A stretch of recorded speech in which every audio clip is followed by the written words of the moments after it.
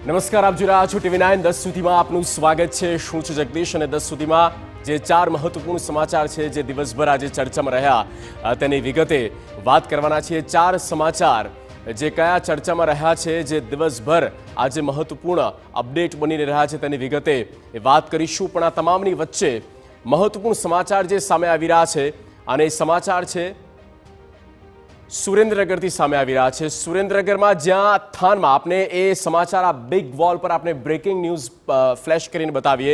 થાનમાં જ્યાં ગોડાઉનમાં જ્યાં આગ લાગી છે, થાનમાં આ બનાવ બન્યો છે। મગફળી ગોડાઉનમાં આગ લાગવાનો બનાવ, અને જ્યાં કાબુ મેળવ્યા બાદ ફરી વિકરાળ સ્વરૂપ ધારણ કરી લેવામાં આવ્યું છે। રાજકોટ, ચોટીલા, ધ્રાંગધ્રા, વઢવાણ, સુરેન્દ્રનગર ફાયરની ટીમ ઘટના સ્થળે પહોંચી છે। ટેકાના ભાવે મગફળીની ખરીદી કરી મૂકવામાં આવી હતી ગોડાઉનમાં। આગે ફરી વિકરાળ સ્વરૂપ ધારણ કરતા તંત્રમાં દોડધામ સર્જાઈ।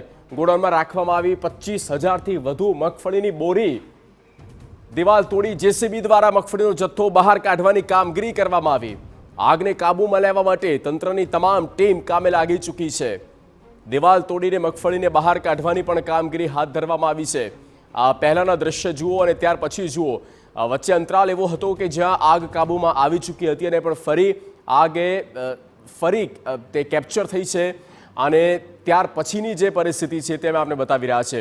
સાજિદ બેલીન સંવાદદાતા ફોન લાઈન પર। સાજિદ, આગ લાગી કેવી રીતે, અને અંતરાલમાં શું થયું, હાલ પરિસ્થિતિ શું? જો વાત કરવામાં તો વહેલી સવારે આજે જે થાનગઢ છે FCI નું ગોડાઉન છે, આ ગોડાઉનમાં જે મગફળીની 25,000 બોરી રાખવામાં આવી હતી, અને આ એક બોરીની અંદર 35 કિલો વજન હતું। આવી બોરીઓ રાખવામાં આવી હતી। આ બોરીઓની અંદર સવારે આગ લાગી હતી, અને આગ લાગતા જ ઉચ્ચ અધિકારીઓ પહોંચ્યા હતા, અને જે ફાયર બ્રિગેડ પણ પહોંચ્યું હતું, અને બપોર સુધીમાં આગ કાબુ લેવામાં આવી હતી અને સંપૂર્ણ ઓલવાઈ ગઈ હતી। પરંતુ જ્યારે વાત કરવામાં તો સાંજ પછી જ્યારે પવન થયો, અને આ પવનને લીધે ફરી આગ ભભૂકી ઉઠી છે, અને હાલ રાજકોટ, સુરેન્દ્રનગર, ધ્રાંગધ્રા સુધીના જે ફાયર ફાઈટરો છે તેઓને બોલાવવામાં આવ્યા છે, અને આગ ઉપર કાબુ મેળવવાની કાર્યવાહી હાથ ધરવામાં આવી રહી છે। પરંતુ હાલ આ આગ છે તે વિકરાળ સ્વરૂપ ધારણ કરી રહી છે, અને આજુબાજુના જે બીજા ગોડાઉનો છે જેમાં અનાજનો જથ્થો પડેલો છે, કપાસનો જથ્થો પડેલો છે, તેને પણ હાલ આગ જે છે તે પ્રસરે નહીં તે માટે આજ મથામણ ચાલુ છે।